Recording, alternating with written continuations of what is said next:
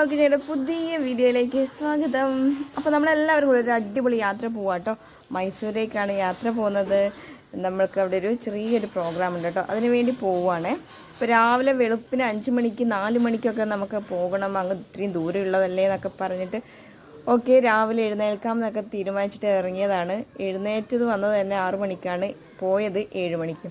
ഇപ്പോൾ നമ്മൾ ചുരമൊക്കെ കയറി അങ്ങ് മുകളിലേക്ക് എത്തിയിട്ടുണ്ട്. നമ്മൾ ഫുഡ് കഴിക്കാനായിട്ടാണ് ഒരിടത്ത് നമ്മൾ നിർത്തിയത് കേട്ടോ. നല്ലൊരു നമ്മളെ മാക്കൂട്ടം ചുരത്തെത്തി. കുറച്ച് ദൂരം കഴിയുമ്പോഴേ റോഡ് മൊത്തം പോക്കായിരുന്നു. നമ്മൾ പെട്രോൾ അടിക്കാനായിട്ട് കയറ്റിയപ്പോൾ ഒരു അടിപൊളി കുഞ്ഞു ഡോഗിനെ അവിടെ കൊണ്ടുവന്നിട്ടുണ്ടായിരുന്നു കേട്ടോ. അതിനെ നോക്കി കുറച്ച് നേരം ഇരുന്ന് ടൈമൊക്കെ അങ്ങനെ പോയി.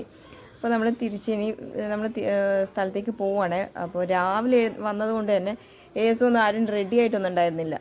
അപ്പോൾ വണ്ടി വെച്ചാൽ ഞാൻ മുടിയൊക്കെ കെട്ടിക്കൊടുത്തത് ഒന്ന് ഒരുക്കി ഇറക്കിയത് കേട്ടോ, വണ്ടിയിൽ നിന്നാണ്. അപ്പോൾ നമ്മൾ മൈസൂർ എത്താറായിട്ടുണ്ട്.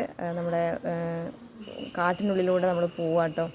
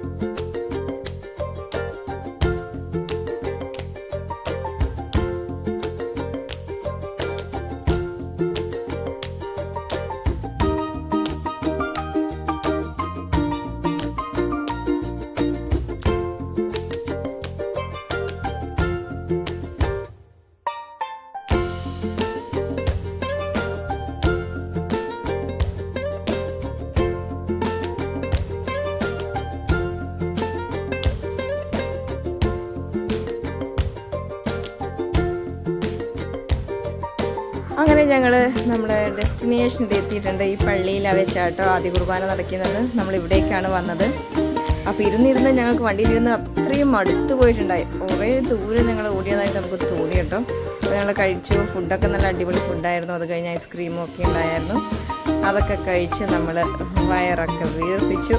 തിരിച്ചിനി നമ്മൾ പോവുകയാണ്. തിരിച്ചിനി കുടകിലേക്ക് പോവാട്ടോ. ഒരു ദിവസം അവിടെ സ്റ്റേ ഉണ്ട്.